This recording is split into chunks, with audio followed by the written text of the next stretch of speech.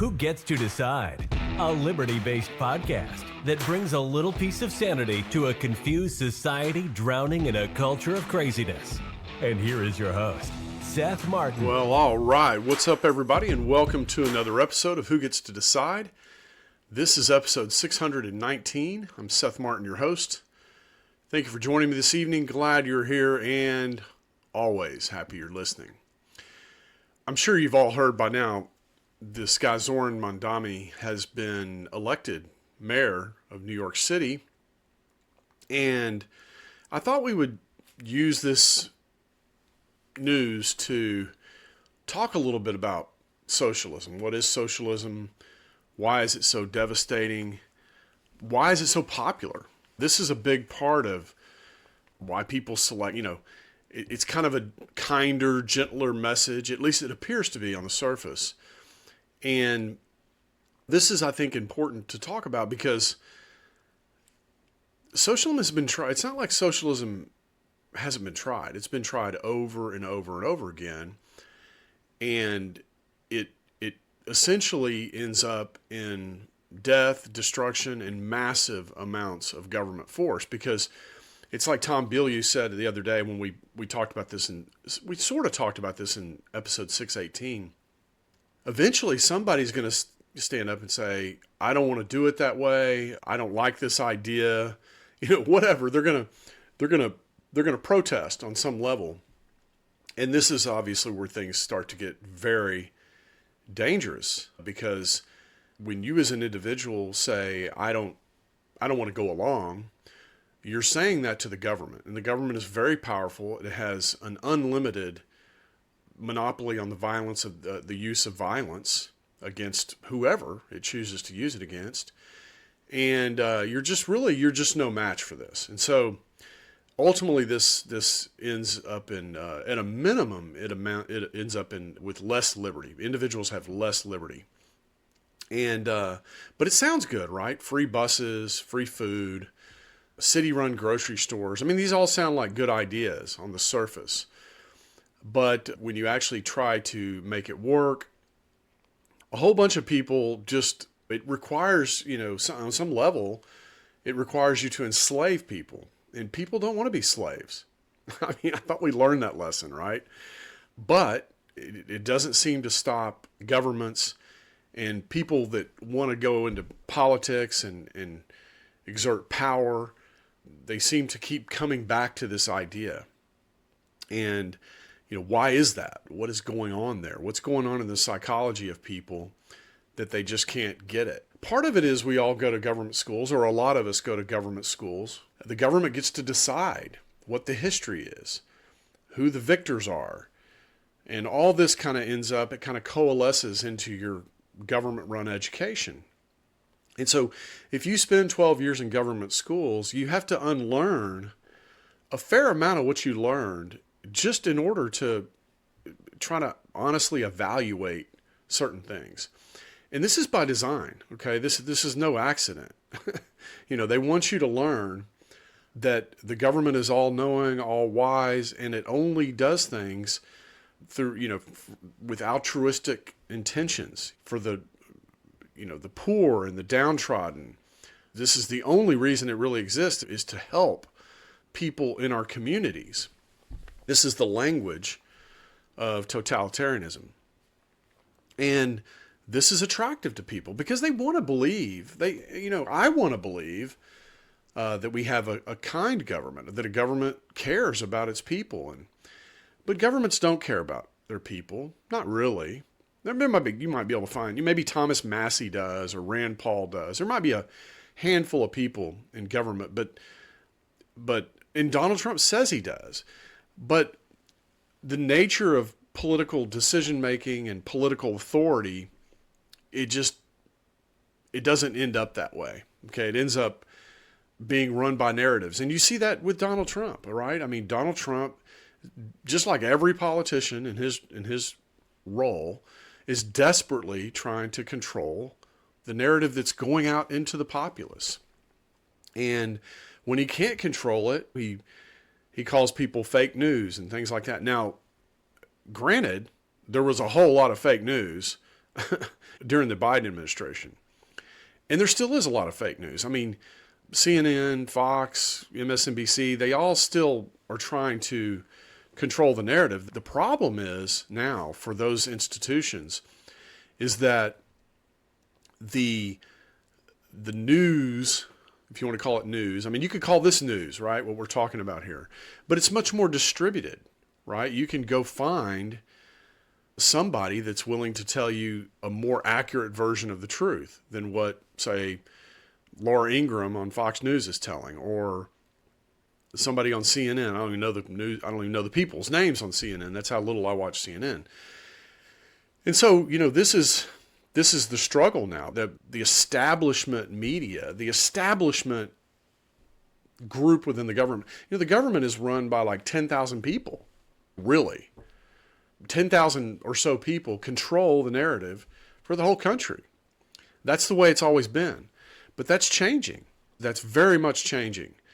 You have people that are major parts of the conversation today that have differing viewpoints than, let's say, Mark Levin on Fox News, or almost anybody that's in the mainstream media. It used to be Fox. Fox was like the good guys, and they were fighting the MSNBCs and the ABCs and the NBCs and the CNNs. But now even Fox is there's part of the truth that they don't want to report on, and that's becoming more and more obvious as, let's just say, more honest people are entering the fray, and you see that with like Tucker Carlson, for example. Tucker Carlson, I think he used to have like 3.5 million viewers a night on Fox News. And now that he's off of Fox News, he has like tens of millions, like 20, 30, 40, 50 million people listening to his show on a daily basis. That guy is part of the conversation, whether you like it or not, and is shaping political opinion. And for these other people, whether they be Mark Levin, or I'm picking on Mark Levin a lot because he's been very loud, but they recently had this APAC kind of thing, and a bunch of these guys were mouthing off about about Tucker Carlson, Ted Cruz, and you're just not going to beat the game of ideas by trying to convince everybody that Tucker Carlson is inauthentic and is not saying some version of the truth that needs to be considered. You're just not going to win that. There's just too many people now that are listening to that. Or Candace Owens, for example. She's been under the gun. Or Dave Smith. All these people have been under the gun. Joe Rogan. And from now on, the game has changed. I mean, as long as Twitter, let's say, is owned by Elon Musk, there's not going to be, I don't think that's going to change anytime soon. I don't think they're going to get control of this narrative again. Now, they could just outlaw certain things and use a lot of force to drive it out. That's possible. But I don't know. It's looking like that's going to be difficult to do. So getting back to Mamdani, it's hard for me to say. One of the things I think the right did that was wrong, play on words there, is they focused on Mamdani's his background in Islam, and nobody was really critiquing his ideas. His ideas are horrible. We're going to profile some of them here in a minute, but it's weird. Nobody was talking about that. They were just saying he's a Muslim, which I think is bad too, by the way. I don't think Islam, in like strict, certainly radical Islam, but even just run-of-the-mill Islam where you have Sharia law and things like that, I think that's incompatible with Western thought. This is not the first time this has happened in history where Muslims have pushed into the West. This happened, I don't remember the time frame, but let's call it basically during the Dark Ages. This is what in some ways caused the Dark Ages. And it took 400 years to push the Muslims out of the West to resume the growth of Western civilization. And I certainly don't want to be a part of that kind of history, of that happening again. So somewhere along the line, somebody made a bad decision to start importing Muslims in a large scale. Now, I'm not saying we couldn't have any Muslims. That's ridiculous. I mean, I've said this before, but if you want to come to America and you want to be American, even holding on to Islam, okay? I'm not even saying you can't have Islam. I'm not saying that. I'm saying, but if you want to come to America and be an American, then we should consider you. But what's happening is the numbers are overwhelming our ability to assimilate people. And I'm saying that is bad for America, and it's bad for the West as well. I'm going to use John Stossel's show to play a little bit of, and I got a lot of recordings here, so we're probably going to skip around quite a bit, but I want you to go listen to them because they're both good recordings. One of them is by John Stossel, and the other one is by a guy that does videos online. I think he's an English guy who does videos online, and I'm going to have both of those in the show notes page, so go listen to those. But what I want to do is I want to start with Stossel because this one is, he talks about Mamdani and some of his policies, and we're going to stop from time to time and just discuss them here on the show. All right, let's get started. I will be your Democratic nominee for the mayor of New York City. Zohran Mamdani will probably be my next mayor. He's popular. Winning more primary votes than any mayoral candidate in New York City history. People like him because he's good-looking, charismatic. Chop, chop, chop it up. Chop, chop, chop, chop, chop, chop it up. The media can't get enough of him. And joining me now is Zohran Mamdani. They also like him because he's A proud democratic socialist.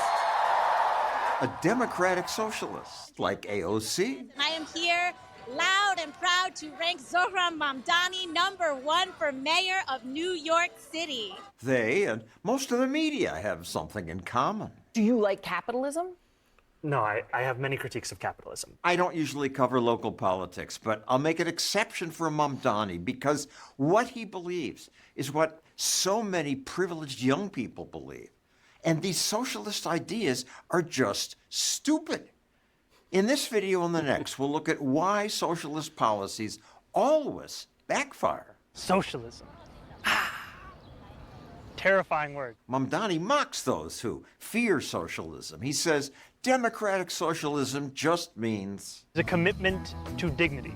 A state that provides whatever is necessary for its people to live a dignified life. Okay, let's stop there.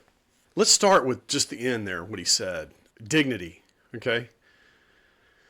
I grew up learning that dignity comes from hard work and keeping your word and things like this. Dignity does not come from the state, okay? That's not... And notice he said, he thinks dignity comes from the state providing whatever it is people need. So the very next question you got to ask is, okay, let's just assume that that's true. Let's assume that Mamdani knows what the hell he's talking about. How are these needs satisfied? Where does the state get whatever it needs to provide to people? Okay, that any serious discussion about this has to start there because Mamdani will say, well, the rich just need to pay more. You know, we need to tax the rich, but the rich get their money from producing. Okay, and when you produce something, it belongs to you. If I have 10 apple trees and I produce a bunch of apples and they're on my property, well, those apples belong to me. Where does the state find the authority to confiscate some of those apples and give them to people that they deem needy? You know, one of the reasons we have, the free market, there's been a lot of criticism about the free market, and a lot of people think that we're living in the free market today. But that's actually not accurate. We're not living in the free market because we have a lot of government policies telling us what we can do, what we can't do inside the quote unquote free market. Even as far as what we can and can't do with our own property. And this is not free market. This is not capitalism. So the problem with this middle way, this is kind of where I wanted to go with this. So we have this middle way, which democratic socialism professes to be able to control or be able to master. And the middle way is we can't have unbridled capitalism, they say. We need a pseudo-managed, or we need a public-private partnership or something to make sure that the least among us get taken care of. But notice that, I just want you to notice here, for example, the further we go in this direction, the less that's happening for the least among us, okay? And that's the conundrum. That's the paradox of socialism. It starts off with a very noble idea that we need to lift up those that don't have among us, right? And that's a community idea. And so, a lot of people say, well, the government is just a community, Seth. That New York City is just a really large community. It's just an 8 million people community. But the problem is resources don't just exist in the world. They have to be produced, okay? And people need an incentive to produce them. And if all you do is run around and grab people's stuff because you want to give it to somebody else, people produce less. This is just human nature. They're going to go try to find something else to do, something where there's a little less theft. And this is just human nature. You cannot get away. This is the biggest problem with all these ideas is at the end of the day, we're all human beings. And human beings have a nature. It's what we call it, human nature. And they don't like to be stolen from. They don't like to have their stuff stolen. They don't like to be robbed, okay? And what is government other than, an official, legitimate way to rob people and give it to, they say they want to give it to the poor and the people that are more needy, but what they end up doing is giving it to politically connected people. And some of those politically connected people represent the poor, okay? That's just so think of it like a union boss, right? There's somebody that kind of represents the poor, and so the money goes to their organization, and then they take their $250,000 or $500,000 cut, and then they distribute it. But notice they get their $500,000 or whatever, or their $1 million or whatever they get out of it. And so this is kind of the problem with this idea is it just goes right back to who's connected and who's not. And anyway, the bottom line is these are dumb ideas, but we have public school system, so that's where you learn the dumb ideas. And we don't have a meritocracy anymore, so there's no way for people to be hardworking and to move up, right? And so what they do is they look to government for their piece of the connection. And this is why, it's one of the reasons at least, why somebody like Mamdani gets elected. That sounds nice, but a dignified life is not what socialism brings. Mamdani was more honest about that before he ran for mayor. The end goal of seizing the means of production. Seizing the means of production. That means government controls most everything. To house poor people, government should take over apartment buildings. Whether you call it the abolition of private property or you call it just a statewide housing guarantee, it is preferable to what is going on right now. But abolition of private property has been tried. ¿Y este edificio? Es un edificio que tiene comercio privado de joyería. Expropiese. Expropiese. Everywhere it's been tried, government ownership wrecks lives. Here's what grocery stores sometimes look like in socialist Venezuela. Yet Mamdani says, I will create a network of city-owned grocery stores whose mission is lower prices, not price gouging. These stores will operate without a profit motive and will pass on those savings to you. No profit motive. That appeals to people. But the profit motive is exactly what keeps stores stocked and why we spend much less on food than we did 100 years ago. And why we have more options. Hundreds of sales every week? We have choices because capitalists must compete to get your dollars. Compare your experience at your profit-seeking grocery store to dysfunction at the DMV. Government services bring tedious bureaucracy. People say hours-long waits have been greeting them at the doors. I don't want my grocery store run like that. Shelves are empty at an East Kansas City grocery store that's gotten millions of dollars from taxpayers. Cities have tried subsidizing groceries, but the results aren't pretty. A rotten smell comes through the door, and anywhere you turn, you'll see products that need to be restocked. I watch people walk in and walk out. Yet Mamdani promises City-owned grocery stores with guaranteed lower prices. even if Mamdani's stores work better, they'll cost tax dollars and take customers from businesses that pay taxes. How are you going to try to come in and disrupt our livelihood? Mamdani doesn't discuss how subsidies destroy private tax-paying competition. He just says socialism helps everyone by taking from the ultra-rich. Do you think that billionaires have a right to exist? I don't think that we should have billionaires. Mamdani says he'll fund his handouts by taxing the rich. But wealth taxes never bring in what's promised. People don't work to pay taxes. Economist Art Laffer famously pointed out that at a certain level, higher taxes stop bringing in more money because rich people work hard to escape high taxes. They'll change where they earn their income. They'll change how they earn their income. They'll change how much they earn, when they receive the income. They'll change all of those things to minimize taxes. They will leave the United States. This billionaire once told me that if New York's taxes go up, rich people will just leave. You haven't left. I haven't left yet. Are you going to leave? Big story if I leave, I guess. If I leave New York, that's a big story. He did eventually leave.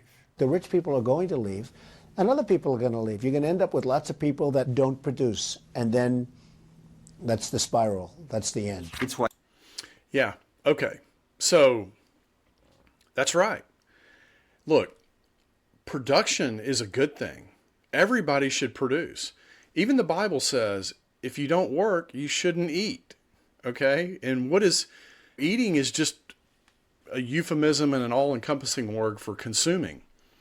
Why should you get food and rent and housing and transportation and all these things if you're not working? And so this is part of the problem. Has everybody read or heard of the story of the little red hen? You know, the little red hen, it's all about this. Little red hen goes around and says, I'm going to bake some bread. Who will help me? You know, and not I. They all had excuses. Not I said to this, and not I said to that. And then when the bread was baked, everybody wanted some, but the little red hen said, well, no, hold on a second here. You can't have any. You didn't help. You didn't pitch in. And so everybody, you know, an economy like ours requires everybody, okay? That's what the division of labor is all about. It's all about people specializing in their thing that raises the standard of living of everybody. But what you end up with socialism is, for a while, it appears to work. And we're going to look at an example here in a minute of Venezuela. It appears to work for a little while because the wealth is there and the government comes in and seizes it. In fact, it did happen in Venezuela. A lot of companies had their oil companies seized, and capital fled Venezuela, and it was okay for a couple of years, and then all of a sudden it just started getting worse and worse and worse and worse, and now, you know, you've got major problems in Venezuela. So it just doesn't work. I think that's the bottom line, as they say.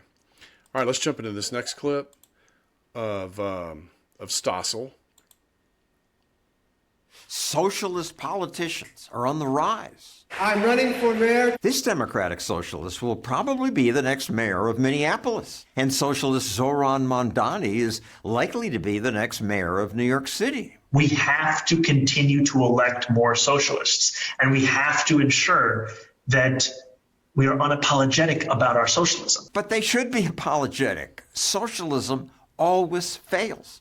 In my last video, I covered some of Mamdani's bad ideas, but he has more. So I made this second video. This campaign is for every New Yorker who believes that government's job is to actually make our lives better. Mamdani says he'll make our lives better by giving us free stuff. I'll make childcare available to all New Yorkers at no cost. I like where he stands on freezing rent, making public transit cheap and free. Childcare! Universal at no cost to New York families. Buses! Fast and free for every New Yorker. And yet he has noticed that government doesn't do a great job now. These are the slowest buses in the country. Buses and subways are a good example of socialist confusion about what makes things work. I asked people, who do you think built New York City's subways? I think it was the government. Either President Eisenhower or maybe like a mayor. Union workers. Please stand away from the platform edge. It's logical to think that public transportation is something that must be done by government. Who else could afford to dig tunnels and create the system where everyone, rich and poor, ride? You know, it's funny. I used to take this magazine called Invention and Technology, and it's a great magazine, by the way. Especially, I think they still deliver it like in hard copy form. But it would have all these things like the Erie Canal and, you know, how was the Erie Canal built, and how was Grand Central Station built, and how was the subway system in New York built, and I forgot what they call it, but the system that brings all the water down from the Catskills in New York. And all this was done with private companies, private people. And we talked about this the other day when we were talking about China, because, you know, what Tom Bilyeu was talking about was potentially having to, you know, move toward a command and control economy in order to really get the production level up like they have it in China.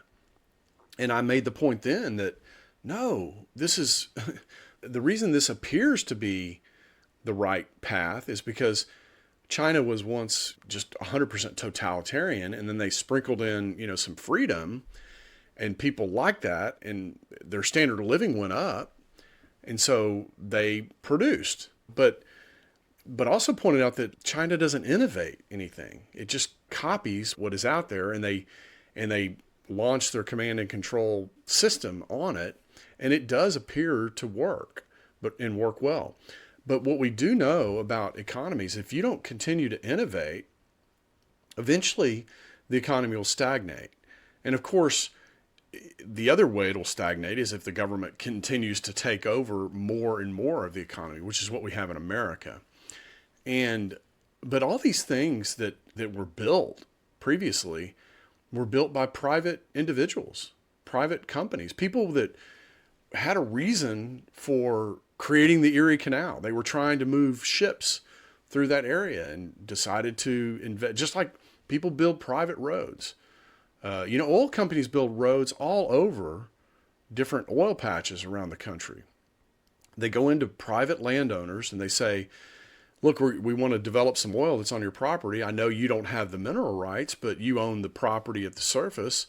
What can we do? What kind of improvements can we help you make to your property so that we can agree on a lease so that we can have access to your property to develop this oil? And they'll build roads, they'll drill water wells, they'll do all kinds of things for these landowners that own land on top of where the oil is. And it's just an agreement, you know, they just make an agreement.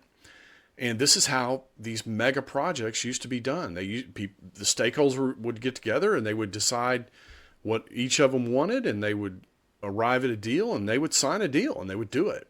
Now you've got government and all its agencies and different things. It just gets in the way and mucks all that up. And that's why you get these $1 trillion infrastructure bills that don't actually do any infrastructure work. It just goes all these cronies, and it gets all bogged down in environmental impact studies and things like that, and all these government forces, and nothing ever happens. We just blew $1 trillion.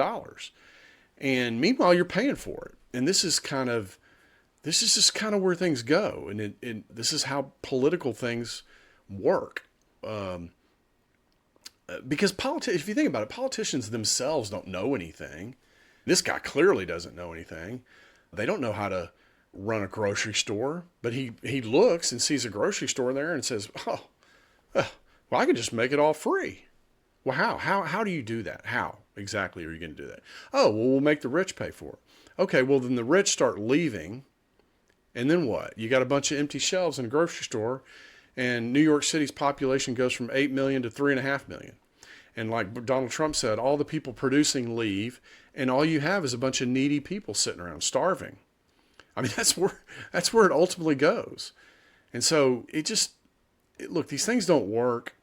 And because we have shitty schools, government schools, and dumb people, and they all get to vote, this is what we get. I was talking to my wife the other day, and I said, we were talking about democracy, and I said, have you heard that joke about democracy? And she's like, no. And I said, the famous joke about democracy, it's 3 wolves and a sheep deciding what to have for dinner.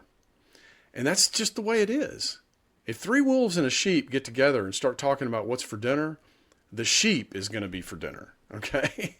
and that's how democracy and totalitarianism kind of go hand in glove. And we should resist this, but what are you going to do? You got people like Mamdani that he could stand up there and see, he's a true believer. So he believes what he's saying. And he tends to be kind of authentic, and he has kind of a face that looks like it's telling the truth, and people believe it. But you shouldn't believe it because it's not true. And it doesn't matter how good looking he is. It doesn't matter how much he likes to rap and he can relate to people. If your ideas are bad, they're just bad. There's nothing you can do that makes a bad idea work. That's just the nature of bad ideas. All right, let's continue here. For relatively little money. No private business would do that. The greedy owners wouldn't be able to charge riders enough to make a profit. But actually, the original subways in New York were all private. It carried tens of millions of passengers. Private companies built most of the subways. Then, after 50 years, they said, let's raise the fare from a nickel to a dime. People didn't like the idea of paying a higher fare, and the mayor took advantage of that and said, well, fine, the government will take it over and we won't raise the fare. But of course, government did raise it. Now a ride costs almost $3, and the subways have problems. Tunnels are deteriorating, delays are inevitable. And when government tries to build new subways, they struggle. This one was supposed to be done in 1938. Then they said 1980. It's still not done. And it's already the world's most expensive subway line. They work so slowly that the subway cars built for it, cars that cost $1 million each, now won't be used because they no longer fit the tracks. That's what you get when government runs things. The socialist politicians also say they'll make workers' lives better by raising the minimum wage to $30 an hour. That's popular. Last year, California's fast food workers celebrated the new $20 minimum wage. My workers, we did this! But when companies have to pay even beginners at least $20 an hour. Pizza Hut preemptively laid off 1,200 delivery drivers like Michael Ojeda. What's the point of the raise if you don't have a job anymore? 18,000 fast food jobs vanished, while other states added jobs. Also, consumers have to pay more. Restaurants in the state have increased prices by 10% faster than all other states. It's just supply and demand. Socialists can force businesses to raise wages, but there's no free lunch. Employers respond either by raising prices or replacing workers with machines like Flippy. Flippy can cook everything from French fries and onion rings to cheese sticks. White Castle said it plans to add 100 Flippies to its kitchens nationwide. Finally, here's one more socialist idea that repeatedly has done more harm than good. We freeze the rent! Activists like that. But they only like it because they don't realize it creates shortages. Everywhere it's been tried. St. Paul, Minnesota imposed rent controls. The most stringent measure in the country. So in St. Paul's twin city, Minneapolis, socialist Aisha Chugtai said, I want us to follow their lead. She's now vice president of the Minneapolis City Council. But when I interviewed her, she didn't even know that rent controls stopped most apartment building in St. Paul. Builders still build in Minneapolis. Building permits were up 65%. But in St. Paul, they're down 60%. because of rent control. You're not going to get more apartments by pushing this.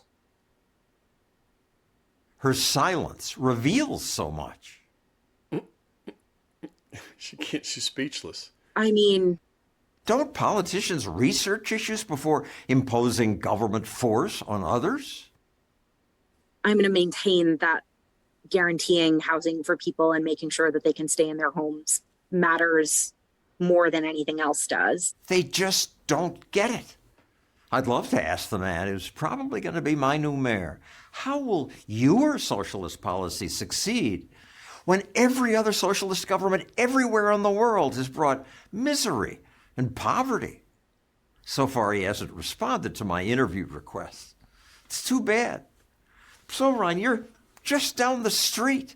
Come here. Defend your socialist ideas. Our studio here is open to you. Okay. Yeah, man. Just one of the things I kind of thought about watching this is how part of this is like, it's cultural, right? When you import, either legally or illegally, you import all these people from all over the world. You have to remember America, the idea of America, it is really,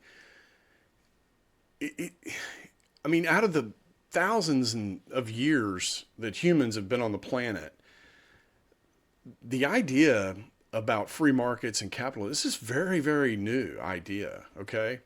And so most of the people around the world, now this is changing, but a lot of poor people come to America because, like in India, there's a caste system. We looked at that girl, that mayor of St. Paul, and we look at Mamdani. One of the reasons they come here is because there's no way to elevate themselves in their country. And so they come here. But the problem is they bring their ideas. And if they bring too many people at once, we can't teach them the new ideas before they start becoming politicians and things like that. And so this is kind of this is a side effect of immigrating too many people into the country, more than we can assimilate. Really, the question to people that want to come to America should just be, do you want to be an American? Because that's all we're looking for is, do you want to be an American? We're not looking for people that want to come over here and be Muslim, okay? Or bring Colombia, everything you know about Colombia to America. We're not interested in what Colombia is like. We're interested in being American.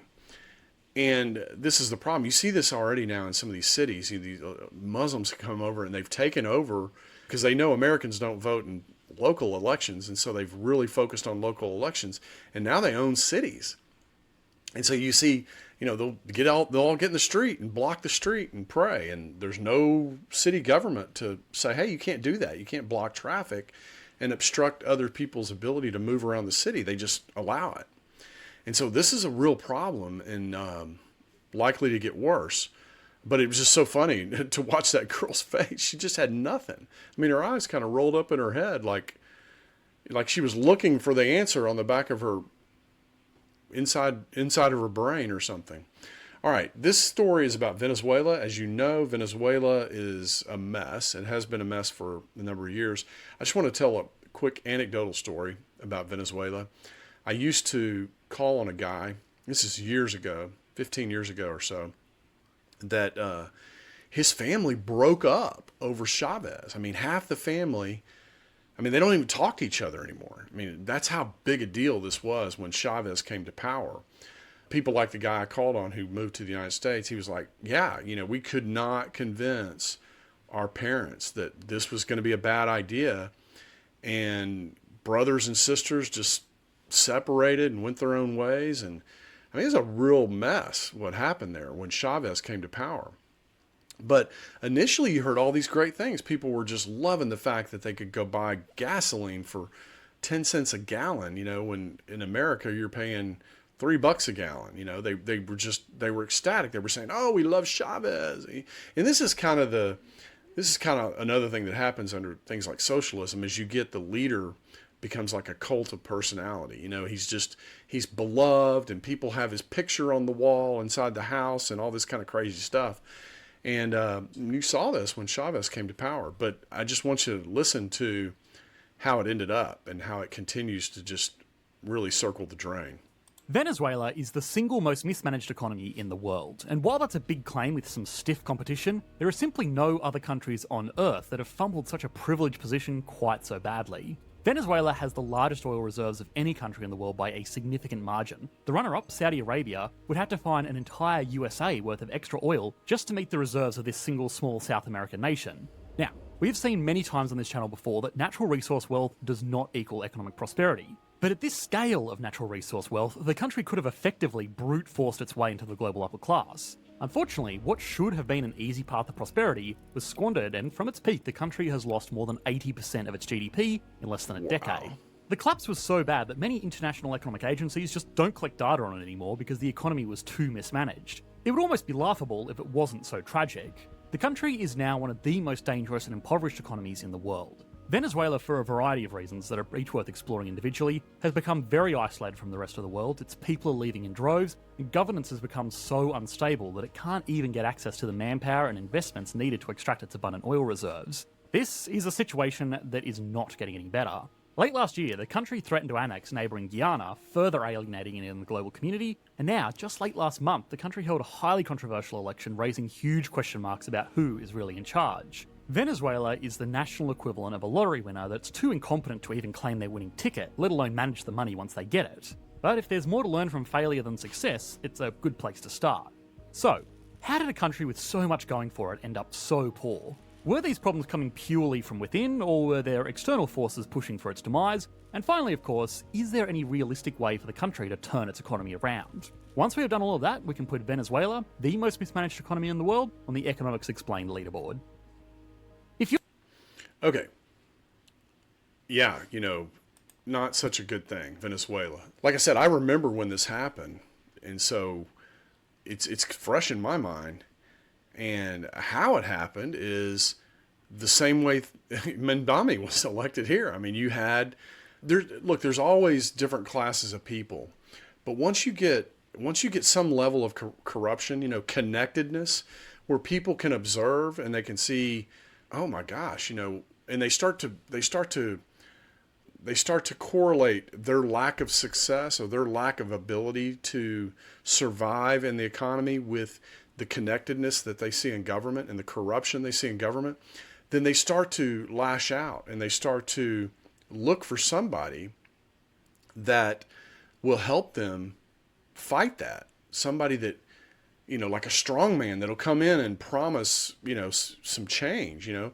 And of course I think about Barack Obama, you know, the hope and change candidate. And I don't know what we got. It just seems like America has gotten rapidly worse since we had Obama for whatever reason. I mean, I haven't done a deep dive into Obama. There was a lot of things that Obama did that were very divisive. I mean, he talks about how Trump is divisive.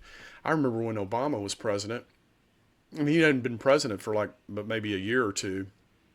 And I was talking to my dad. I'm like, is it just me or is everything racism now? I mean, it just like it wasn't even, there was no racism like 2 years ago, but now all of a sudden there's racism everywhere, you know?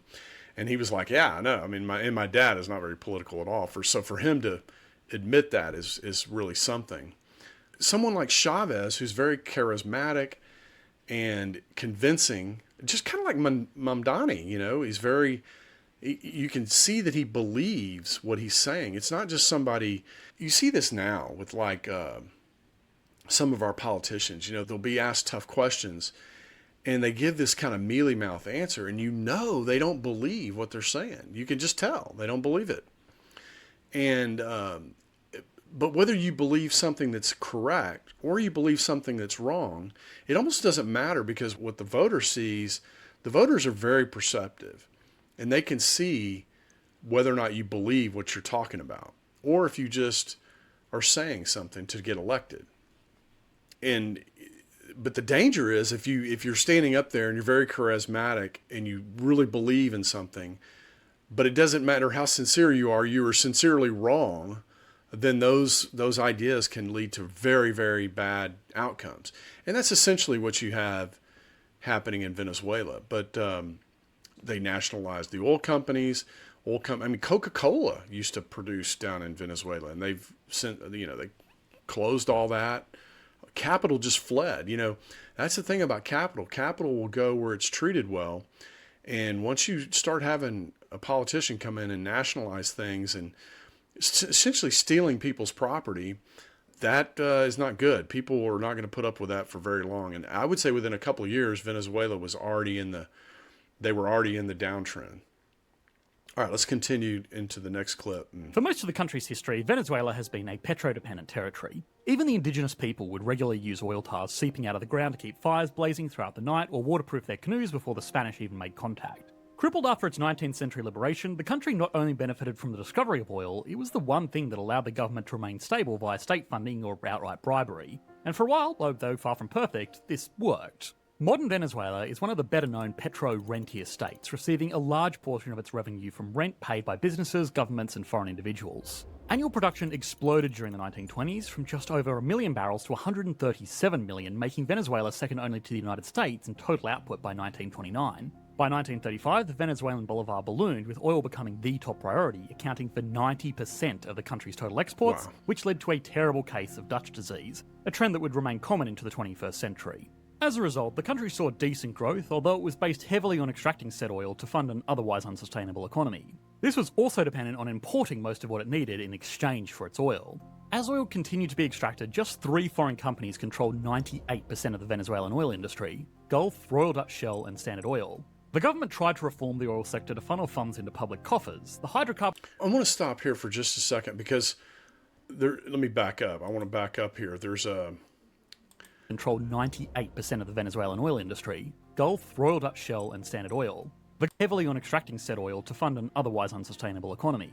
This was also dependent on importing most of what it needed in exchange for its oil. Okay, right here. When you have an economy, the way an economy is supposed to work is everybody that lives in the country produces. Okay, it does something. Every individual does something, and the country produces a bunch of stuff. And then the idea is, if to the extent you have excesses, you produce excess of whatever, then you trade that to another country and you get something that they produce and trade. Okay. But notice when he's talking about Venezuela, what they did is they essentially sold oil and imported all these other goods. And so they didn't really have a real economy. They didn't have like different people. You'd be living on the street with people and everybody was just doing something to kind of sustain themselves. They weren't involved in any kind of division of labor or anything like that. I mean, some people worked for the Coca-Cola factory and some people worked for the oil companies and things like that. But what I'm saying is, there were no other major industries and that were producing anything that they could trade in addition to the oil. And so what ended up happening is a lot of these people they were kind of a one-trick pony, and the people that ran and worked for the oil companies were wealthy, and everybody else was just kind of doing some sort of, like local market job, trading juices or something, or fish or whatever. And so you didn't have this very complex economy that had, engineers that were working on some, transportation problem, or when I say the division of labor, you didn't have a bunch of factories with people building intermediate goods, machine tools and things like that. You had oil, and then you had kind of this low level kind of market economy that was based on, what people's daily needs were. And so this was kind of the problem. And then this was kind of the beginning of the corruption, right? It's easy for a government to go, holy cow, look at all this oil money. Let me take this over, Socialists and totalitarians, they're always good at getting their hands on other people's stuff, but they're not good at producing anything new or innovating anything new. They see a pile of money and they figure out how to get their hands on it, but they're not doing anything to produce their own pile of money. And so you can see the seeds of this problem early on with Venezuela. Now, the West had some role in that, right? Because we were interested in their oil, so we went down there to help them produce it. But either they weren't interested or didn't see any need to have any other industries pop up around it. And that's kind of where that was kind of the beginning of the problems for Venezuela. Oil continued to be extracted. Just 3 foreign companies controlled 98% of the Venezuelan oil industry: Gulf, Royal Dutch Shell, and Standard Oil. The government tried to reform the oil sector to funnel funds into public coffers. The Hydrocarbons Law of 1943 was first set up in that direction, requiring foreign companies to give half of all oil profits to the state, a move that increased government income 6-fold over just 5 years. Now I saw, interesting, let me stop here again. Again, what they did is they took the money, the revenue, and they funded public programs. Kind of like, if you think of the way Alaska works, like if you live in Alaska, everybody gets like a check every year from the oil revenue. And Alaska's kind of the same way, there's no real industry building up there. There's just people that get extra money from oil revenue. And there's some retail and there's some this and that, but of course, Alaska's different because it's part of us, but it was very, very similar to what was going on in Venezuela.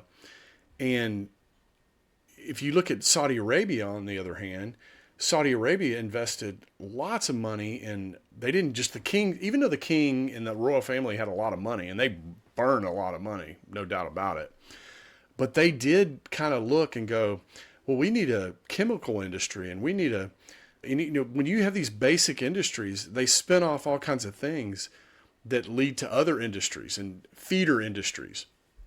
And so you saw Saudi Arabia do that. Now Saudi Arabia has a more complex, Saudi Arabia is not just oil anymore. Saudi Arabia has many thriving industries. And this is where Venezuela really messed up, is they instead of doing something with the oil revenue and reinvesting it back into the economy and trying to diversify, all they did is they just gave their people transfers, which kind of made things worse because, people they became fat, dumb, and happy. They just saw the government as their source of livelihood. And this just only gets worse. It's kind of like the welfare system here in the United States. I mean, the reason we have generational welfare is because people keep getting the money, right? You keep getting the money, and you think, oh, this is the way I make my way in the world.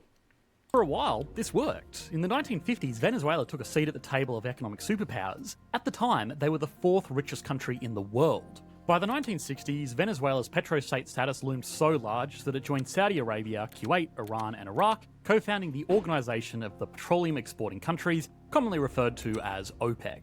This was a masterful move in the realm of exports because it allowed them, and the countries that followed, like the UAE, Qatar, and Libya, to determine pricing by controlling output to keep prices high. This was technically price fixing through monopolistic market power, but neither of these factors really became an issue because they are sovereign entities, unlike a corporation that is at least in theory beholden to the laws of the countries they operate in.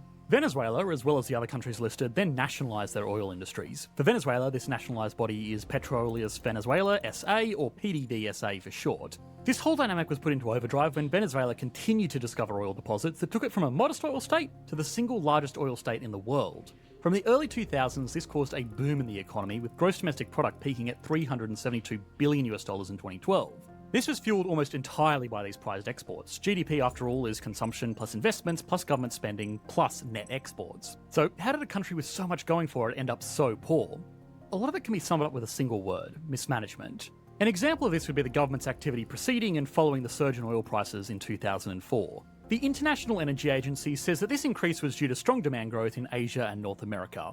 It also didn't hurt that an unfolding war in the Middle East disrupted the supply chains of other major global suppliers. Venezuela made moves to put it in a beneficial position to take advantage of this surge. New leadership in 1999 sought to introduce new oil fields, which had become quite stagnant in the 1970s, setting quotas and taking a hard stance against corruption and bureaucracy. They also gutted the PDVSA after an industry strike in 2002, replacing thousands of workers with people who would embrace the new objective. This left Venezuela flush with cash, and the government, at least on the surface, tried to improve living standards with it through very generous welfare systems. Healthcare, food subsidies, and education acting as key representative pillars to show the world and its people signs of strong leadership. With enviable social assistance and rapid decreases in poverty, Venezuela started to look like an economic success story. Okay, so this is what I'm talking about. So when this shift in policy happened, and they decided to nationalize all this stuff under PDVSA, there were a whole bunch of people that worked for PDVSA that said, yeah, hey, this isn't going to work. What you're doing is not going to work. This isn't going to work. They were just objecting all over the place. And Chavez just came in there and said, all right, that's fine. You guys are all gone. And remember we talked about this the other day when we were talking about China. Xi did the same thing. He came in and he started putting Communist Party leaders on the boards of these companies. And then they started influencing what the Chinese companies were doing. This is what I was talking about, how they kidnapped Jack Ma and sent him off to like a re-education camp. And basically the capitalist companies had gotten a little bit, the free market system had gotten a little bit too big for its britches in China. And China just crushed it. And it put all these party leaders in all these areas of control. It's exactly what Chavez did in Venezuela. And notice that for a couple of years, it did pretty good. From about 2002 to about 2004, it looked like it was working. But then notice what happened. Especially in the eyes of its people, which was a primary goal of Venezuela's government, considering faith in these institutions was shattered over the last 50 years. With a rise in oil prices and massive welfare projects in the early 2000s, the country looked like it was about to become the greatest progressive success story in modern Latin America. But there was a big problem. It never really worked, or at the very least it wasn't sustainable. Of course, when done right, strong exports can sometimes insulate an economy from something like the 2008 financial crisis. Oil also typically has a low elasticity of both supply and demand, with the complex and costly process of initially setting up oil extraction and the fact that people don't have much choice of what to put in their cars, respectively. Venezuela didn't really suffer from the cost of setting up extraction infrastructure either. Their nation practically floats on petroleum, meaning that they didn't have to invest into offshore or advanced drilling. They could effectively just stick a straw in the ground and crude would shoot out of it. What really tipped the scales was spending, and more specifically, how this money was spent. Corruption is a massive problem at all levels, from small bribes to local law enforcement, all the way up to the national government, and with so much money up for grabs, there was an incentive to line people's pockets. The most desirable jobs in the country became government jobs funded by oil revenues because they had the means to embezzle it with ease. Billions of dollars in official account transfers remain unaccounted for to this day, and that's to say nothing of the more mundane corruption happening at an individual level. So where are all these government jobs today? That's the question I have. See, it's easy to steal money from somebody or some company or some fund or whatever, wherever the source of the money is, and create a bunch of government jobs, a jobs program, put a bunch of people to work, but eventually you run out of other people's money. I mean, it's just math, okay? These people have to be doing something productive, because productive work is the only kind of work that consumers are going to pay for. Nobody cares that you have a government job and you think you're real important, but the people actually paying don't think it's important. This is the problem. But you can see that what they did is they said, oh my gosh, oil was like $137 a barrel. Everything's going great. I got all these people working. It's awesome. And then what? In 6 months, oil went to $75 a barrel or something like that. And so, this is just not the way an economy works. And just because you put some charismatic person in the office and show them where the pile of money is to go get it, doesn't mean they're going to solve, this economic problem. And in fact, we talked about iPencil the other day, this famous Leonard Read essay where he talks about how no one person knows how to make a pencil. Oil is like that too. It takes thousands and thousands of people with different disciplines and knowledge to know not just only how to get oil out of the ground, but how to turn it into gasoline and diesel and things like this, how to maintain the pipelines, the compressor stations, and all these things that are part of the energy business. In fact, it's so bad in Venezuela that a lot of the oil pipelines run under Lake Maracaibo, and there were thousands of people, thousands of little villages around Lake Maracaibo that would use the lake to fish. That was their livelihood.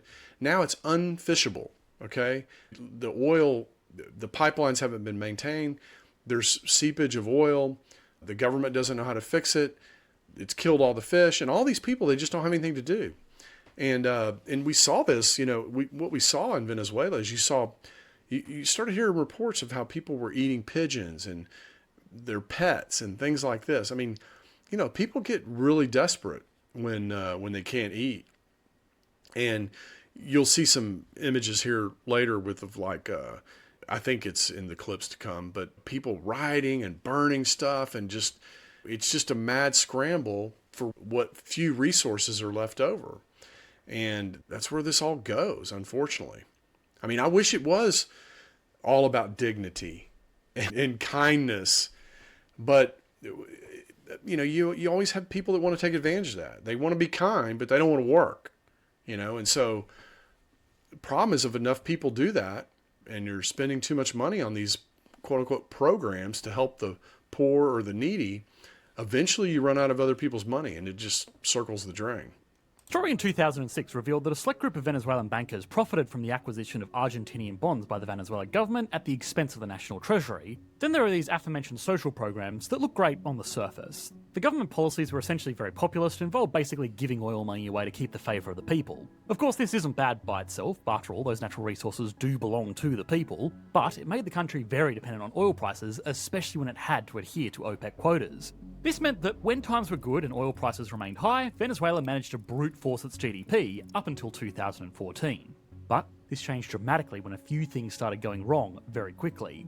After rising for more than a decade, oil revenues fell by 93% between 2012 and 2020. During this same period, per capita income declined by 72%. By 2014, inflation had reached 69%, the highest in the world at the time, and in 2018, inflation skyrocketed to over 130,000%. As of 2023, it's still at 190%. Relying almost completely on oil was always going to present challenges, but the nation's problems had more to do with how the Venezuelan government handled and continues to handle what should have been a golden opportunity.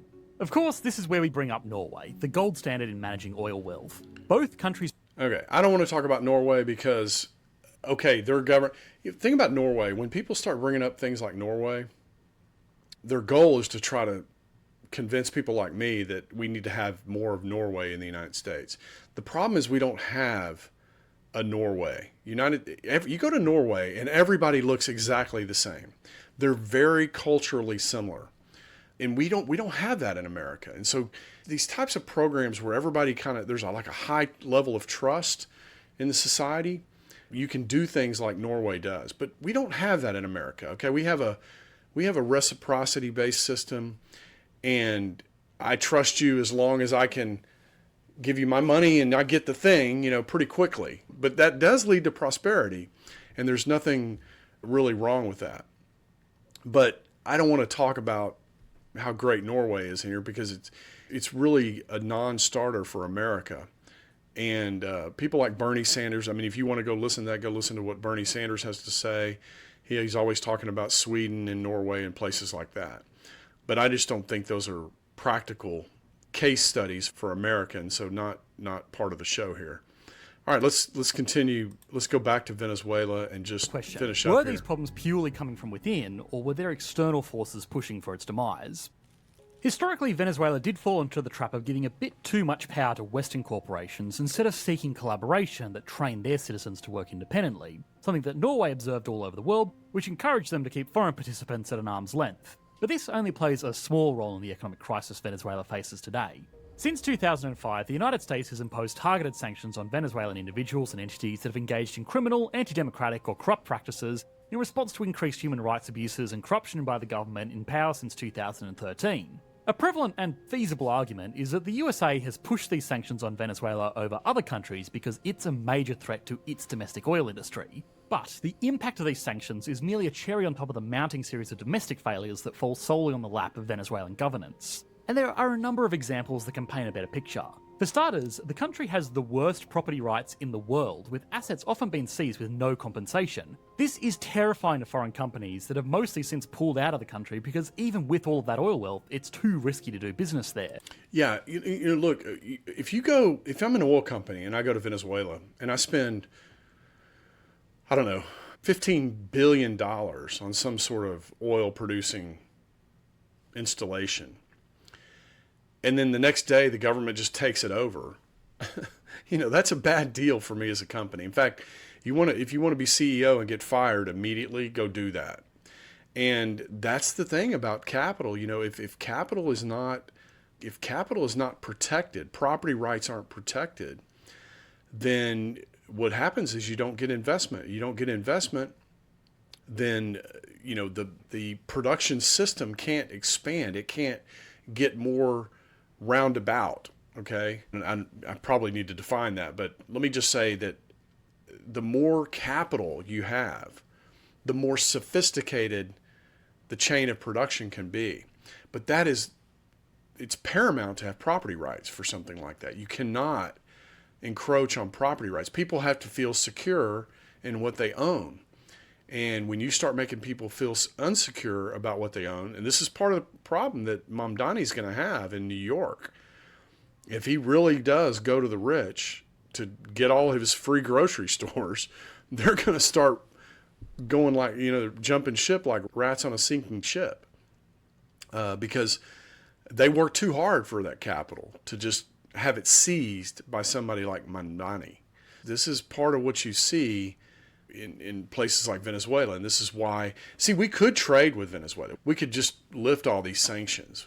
The reason it's just the cherry on top of a mountain of problems is because what is Venezuela going to trade with us? I mean, I suppose they could trade oil, but they're not really producing that much oil anymore. The reason is because their system needs a lot of work. It needs maintenance. You have to constantly invest in a business like the oil business. You don't just stick a straw in the ground and it produces oil forever. You have to continually do things to get it to produce more oil. And so their oil production has all but dried up. There's a bunch of government people running these oil companies, so they don't know what the hell they're doing. And so you just have a situation now where even if we didn't have sanctions and allowed trade with Venezuela, what are they going to trade with us? We don't want their Bolivar. If they gave us, they said, hey, we want soybeans, let's say. We want to buy your soybeans. Okay, well, send us, 100 tons of gold and we'll send you some soybeans. Oh, no, we got these Bolivars. We'll send you the Bolivar. We're like, yeah, no, we don't want the Bolivar. Thank you very much. I mean, that's the problem, And so this is why you don't ever go there, is because digging yourself out of a situation like this is very challenging, very problematic. And Venezuela is going to struggle until they at least get rid of this guy, Maduro, and embrace somebody that is talking more like, let's say, Javier Milei down in Argentina. Somebody that believes in property rights, somebody that that can attract capital and things like that, and capital investment. All right, let's jump back in here.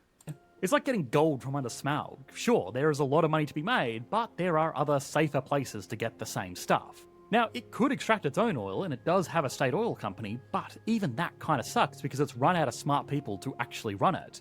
Brain drain doesn't even come close to describing the Venezuelan exodus. More than 6.1 million refugees and migrants have left Venezuela as a result of the political turmoil, socioeconomic instability, and ongoing humanitarian crisis. Well-educated people have left the country because there are far better opportunities elsewhere that are less dependent on getting a cushy government job, where they could have their assets seized at any time, or be the victim of political or criminal violence. Either way, the government has been fumbling, and since it's lost a lot of its skilled workers and can't get international investment, it's struggling to even drill oil, the one lifeline it had. The country is now top of the misery index, crime is rampant, and inflation is amongst the highest in the world. The government desperately trying to hold on to power is only making things worse by doing things like invading Guyana after they discovered oil and running universally criticised elections. And without major changes, who in their right mind would want to live, work, or invest in such a country? So is there any realistic way for Venezuela to turn its economy around?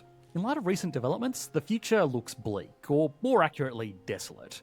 Recently, the government has made efforts to change the constitution, further stripping the rights of its citizenry from democratic collaboration. This will undoubtedly encourage Western powers to heighten sanctions until the crisis is resolved. With no more oil income to benefit the impoverished people and no clear game plan to diversify and overcome arguably one of the worst economic collapses in history, Venezuela is a nation without much of a silver lining. The country, without a shadow of a doubt, stands as the most prominent example of what happens when the petro curse takes hold, without anyone in power capable of channeling it into something more sustainable. Venezuela's leadership literally had every chance to turn this resource into I want to stop right there because it talked about, even if you have all this oil, if there's no one in power to channel it in the proper way. This is the fallacy, though. America doesn't have this great division of labor, and highly productive population and all the things that we have in America because somebody in government is smart enough to have figured that out. That's not why we have that. I mean, this is essentially what he just said.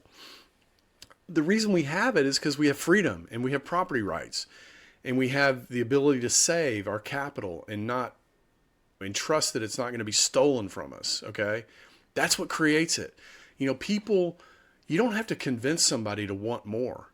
Human beings want more and they figure out ways to get more, but they do it inside of this thing we call free markets and property rights and the division of labor.